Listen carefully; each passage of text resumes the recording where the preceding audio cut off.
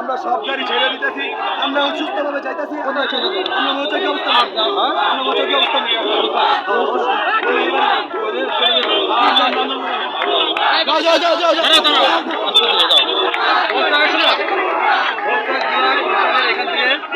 কথা বলে ফেরত দাও। আমি বললাম শোনো, আমরা চাই না তোমাদের সাথে সংঘাত করে, আমরা চাই তোমরা আমাদের সন্তান, তোমরা আমাদের ভাই। আপনার ভাই, আমার ভাইরা তো মারা গেছে। আমরা চাই আমাদের সাইড ভাই তো মারা গেছে। যদি সাইড ভাই মারা যায় এবং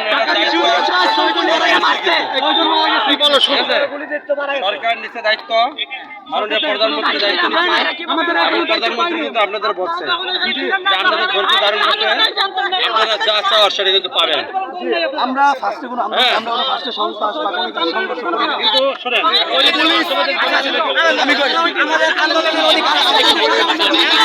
আন্দোলন করে কি জন্য? আমি বলি ছোট থেকে বড় সারা জীবন পুলিশ আমাদের প্রোটেকশন দিয়ে আসছে, ছোট থেকে বড় সারা জীবন পুলিশ আমাদের প্রোটেকশন দিয়ে আসছে।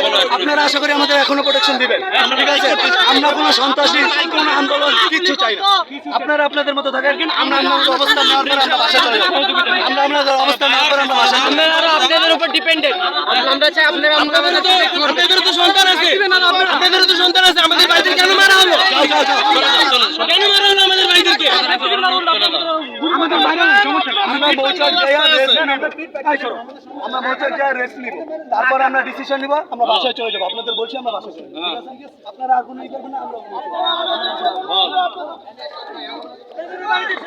শুধু দর্শক মণ্ডলী, আইন শৃঙ্খলা রক্ষাকারী বাহিনী আন্দোলনরত উত্তেজিত এই ছাত্রদেরকে বোঝানোর চেষ্টা করছেন যে তোমরা চলে যাও, হ্যাঁ, তোমরা উচ্ছৃঙ্খলতা সৃষ্টি করো না, যেটা উনি বলেছেন আমরা নিজে শুনেছি। উনি চলে যেতে বলেছেন, কিন্তু উত্তেজিত জনতা ওরা এগুলা মানতে নারাজ। হ্যাঁ, ওরা মৌচাক পর্যন্ত যাবে। আইন শৃঙ্খলা রক্ষা বাহিনী এদেরকে যথেষ্ট বোঝানোর চেষ্টা করেছেন, তারা বুঝতেছে না। জি, মোটাকে ওরা জানাবে যে সামনে আগাবে কি আগাবে না, মোটাকে জানাবে এটা সিদ্ধান্ত। ধন্যবাদ, সাথেই থাকুন পরবর্তী সংবাদের জন্য।